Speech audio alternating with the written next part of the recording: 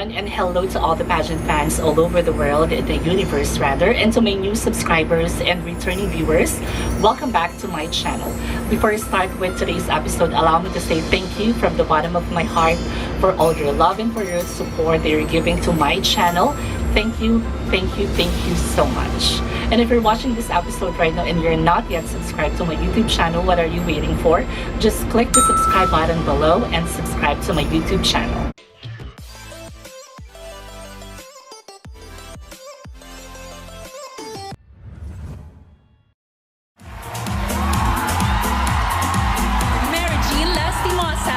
Philippines. Maria Micah Maxine Medina, Philippines. Rachel Peters, Philippines.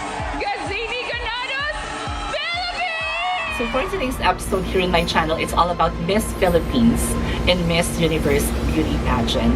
Let's reminisce their past performances in Miss Universe Pageant, and somehow I'll give you my insight or my sentiment. Let's start with Mary Jean Lastimosa from the Philippines.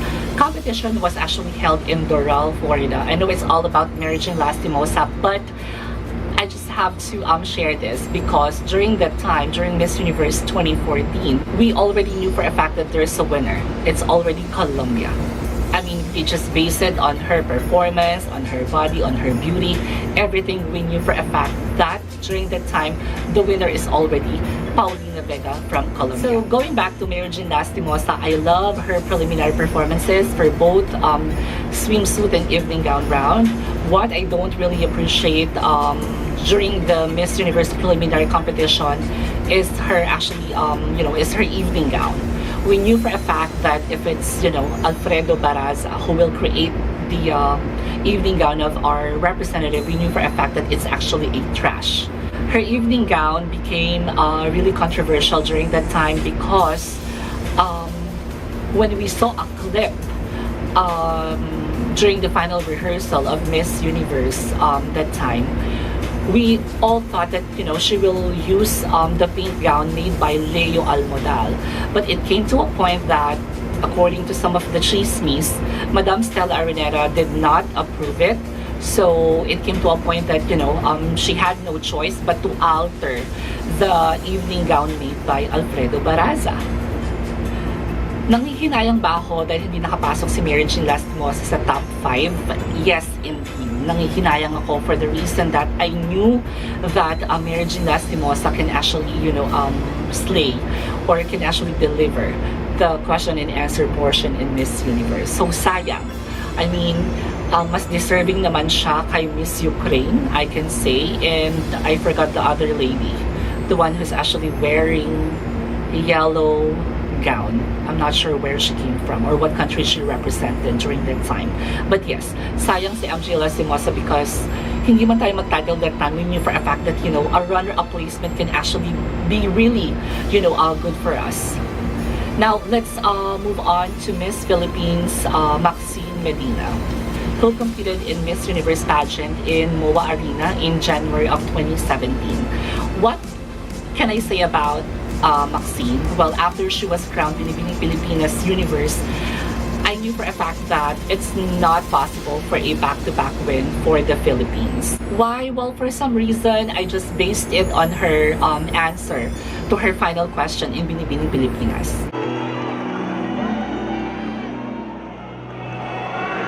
Maxine, my question is, even if her parents can afford to send her to school, a 15-year-old girl wants to stop her studies. What would be your advice to her? I would tell a little girl to study hard, no matter what their parents would tell them, because having an education is something that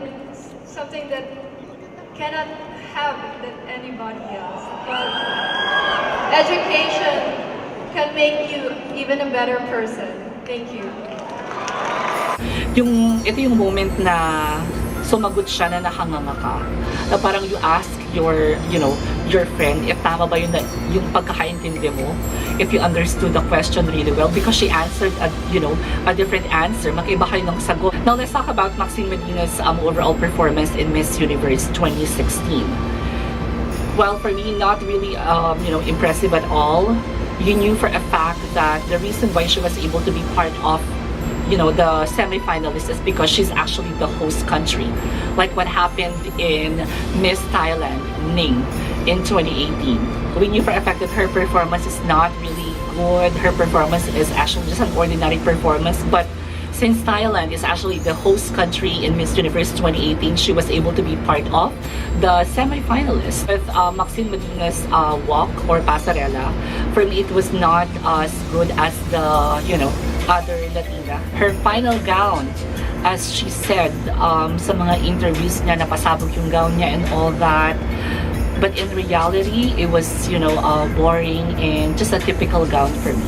Now, if you will ask me if she's deserving to be part of the top 6 semi-finalists, definitely not, because mas maraming deserving kay Maxine Medina, just like Miss Canada and Miss USA, Shauna Barber. Next is Miss Philippines, Rachel Peters. Well, I really expected that she will not get the crown, for the reason that I didn't see any determination, I can say, or hunger in her eyes to win the crown of Miss Universe. But I did expect somehow that she will be part of the official semi-finalist, not a wild card. Her Miss Universe overall performance for me was just okay. Her movements, her facial expression was very ordinary for me. Nothing was special. It's not strong performance, to be exact. She just gave us a performance but not really a show. Nanghihinayang ba ako, since Rachel Peters did not make it to the top 5 semi-finalists, nanghihinayang ako for the placement, or for a runner-up placement, because I knew for a fact that it will be South Africa who will win that crown in 2017. Nanghihinayang ako sa placement na pwede niyang makuha. She might not be able to win the crown for the country, for the Philippines, but a runner-up placement can actually be, can be good. Can be a good fight for her. Now let's move on to the last, Gazini Ganados. First, I have to acknowledge how, I'm such a fan of her. I love her walk, I love her facial expression, I love her aura for both swimsuit and evening gown round. What I just don't like about her, or what I am not really amazed about Gazini Ganados, is actually the way she speaks, the way she analyzed questions that is being thrown at her, and the way she organized her thoughts. Kasi basag. It's all, it's like a scattered, answer. Hindi siya concrete answer yung binibigay niya. So after that, after watching her Binibining Pilipinas performance, after watching her, ambush interviews, I can see that, oh no, this girl cannot win, or this girl cannot be part of, the official semi-finalist. And that happened in Miss Universe 2019. My major disappointment about Gazini Ganados was the speech portion in Miss Universe 2019. The world is aging, and my grandparents raised me, and I've worked in an organization that was supporting for elderly care. I learned then, I realized that there's this stigma between ageism, poverty, exclusivity, and invincibility. It is rightful for us to remember that they were the ones who paved the way for us, and we should reciprocate that love, and no one should ever be left behind. Thank you. Because the top 10 will actually be determined based on how they speak, how they represent themselves in the speech portion. And mind you guys, the speech portion can actually be rehearsed. She can memorize it perfectly. Yes, may kaba.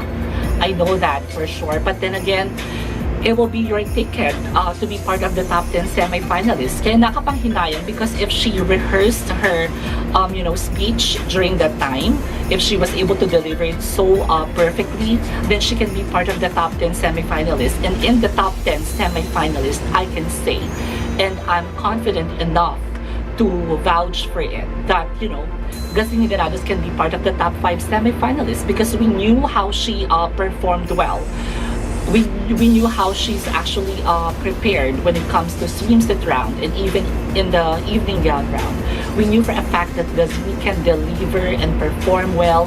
So sayang, top 5 can actually be can be good for her, but since she were not able to deliver her speech or opening speech in Miss Universe, in Miss Universe, it didn't happen that she can be part of the top 10 semifinalists, and I'm so nanghihinayang.